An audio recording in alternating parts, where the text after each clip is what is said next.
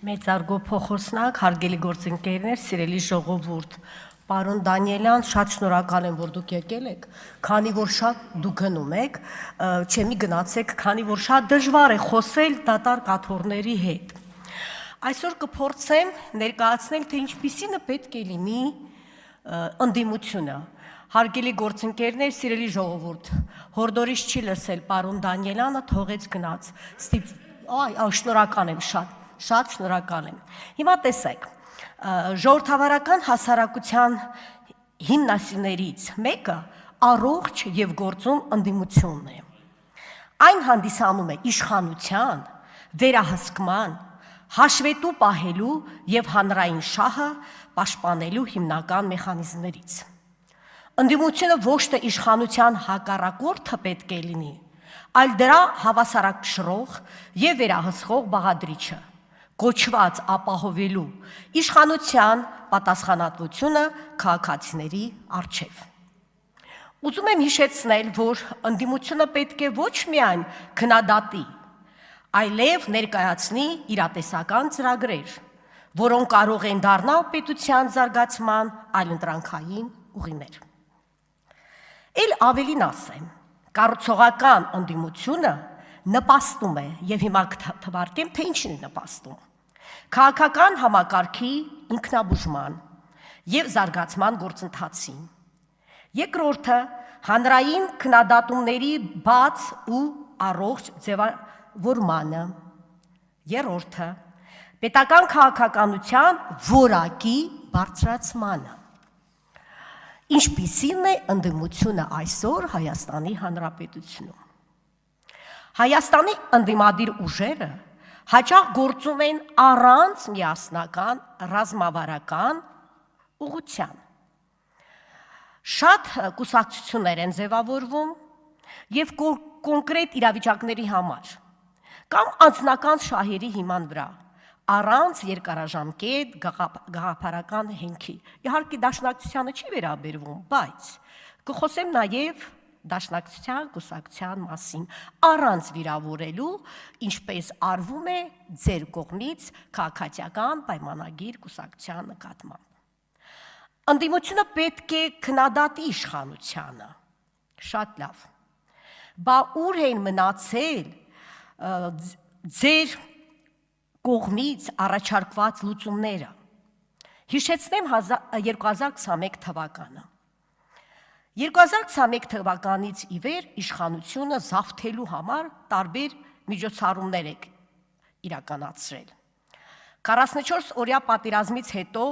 ստեղծեցիք փրկություն հայրենիքին շարժումը եւ մի քանի կուսակցությունների դաշինք եւս կային, որոնք էին ակցիաների հիմնական պահանջները վարչապետ Նիկոլ Փաշինյանի հրաժարականը։ Բացի դրան դուք պահանջում եք, որ պատերազմական պարտության պատճառով պետք է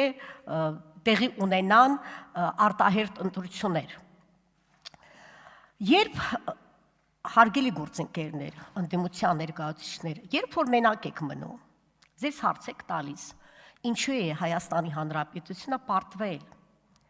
Ստանում եք պատասխանը։ Եթե այո, կներեք, բայց պետք է դա ասեմ, ուրեմն պետք է ինքնասպան լինեք։ Գիտեք ինչու։ Որովհետև 30 տարիների ընթացքում ոչ մի բան չեք արել, որ Հայաստանի Հանրապետությունը ուժեղանա։ Դա պետք է դուք հիշեք, երբ որ մեղադրում եք մեզ, որ մենք այս բանը չենք արել, այն բանը չենք արել, ստերի մեջ եք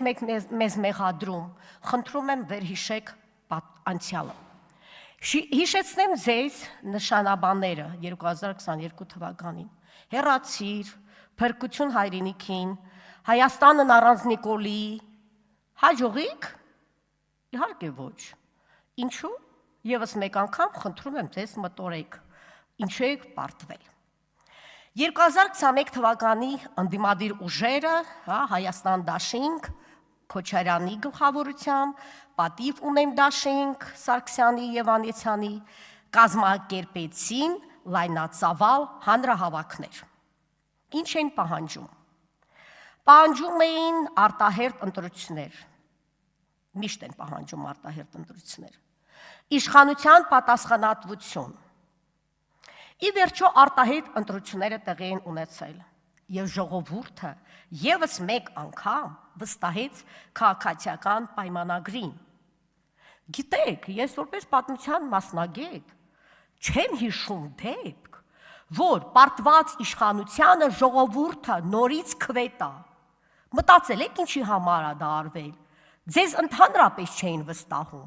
եւ ժողովուրդը այնքան իմաստուն է, որ հասկանում է, թե ինչ է տեղի ունեցել, եւ դրա համար խոնարհվում է մեր ժողովրդի իմաստության համար։ 2022 թվականին դիմադրության շարժում Լաոզարթնի գլխավոր նախաձեռնողները, ընդդիմադիր խմբակցությունների պատգամավորներ եւ մի շարք հասարակական գործիչներ։ Որն էր նպատակը։ Կրկին վարչապետի հրաժարական, նոր ազգային կառավարության ձևավորում։ Բայց ես չէի հասկանում, ինչու պետք է այդ պահանջը լինի, եթե ժողովուրդը ինքը վստահեց նորից եւ ընտրեց, թե ով պետք է լինի իշխանության, ով պետք է գա իշխանության։ Այս անգամ էլ շարժումը չհասավ իր նպատակներին։ Լաոն զարթնեց, չի զարթնել։ Եվ դա նորմալ է։ 2023-25 թվականներին ձևավորվեցին ընդդիմադիր դաշտում քաղաքական նախաձեռնություններ, նույնպես ակցիաներ էին տեղի ունենում ավելի ուժգին, որն էր բնույթը։ Կազմակերպել տարբեր տեղերում, մարզերում հանրահավաքներ, պետական շենքերի մոտ, հաստատությունների մոտ դիմաց տեղի են ունենում տարբեր տեսակի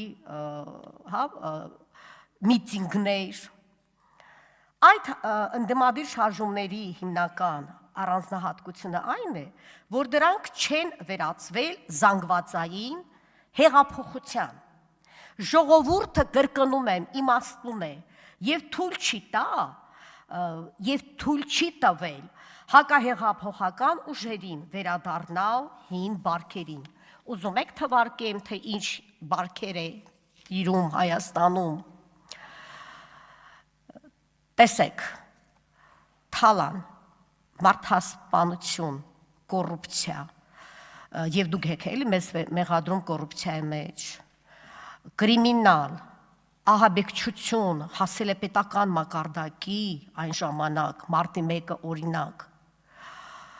Բայց ես մի բան եմ ուզում ձեզ ասել։ Այդ ուժերը, ովքեր որ այսպիսի արարքներ արել, էլ չեն գալու իշխանության։ Մի աշակերտ մի անգամ ասաց խուստուփի արև, ինքան եմ ուրախացել, որ չի ասել մամայ արև, պապայ արև, ասաց խուստուփի արև ես ճիշտ եմ։ Էլ շարունակեց իրեն լսել, շատ ոգևորվեցի, որ խուստուփի արևով երթվեց, նշանակում է, սիրում է իր տարածքը, սիրում է իր պետությունը։ Ես էլ եմ այսօր ասում, խուստուփի արև դուք էլ չեք լինելու իշխանության։ Եվ ինչ վերաբերվում է դաշնակցությանը, մի վիրավորվեք։ Միշտ մտածել եմ, որ դաշնակցությունը այն կուսակցություն է ազգային, որը ընտրել է ճիշտ ուղի, բայց գիտեք, ես հիմա կասկածում եմ, որովհետև դուք միշտ ուզում եք պայքարել, բայց այսօր կա պետություն, եւ դուք չեք սատարում մեր պետությանը։ Այսինքն դուք այսօր ասում եք, որ պետությունը դուրս է եկել եկեղեցու դեմ, չէ, ժողովուրդ ջան,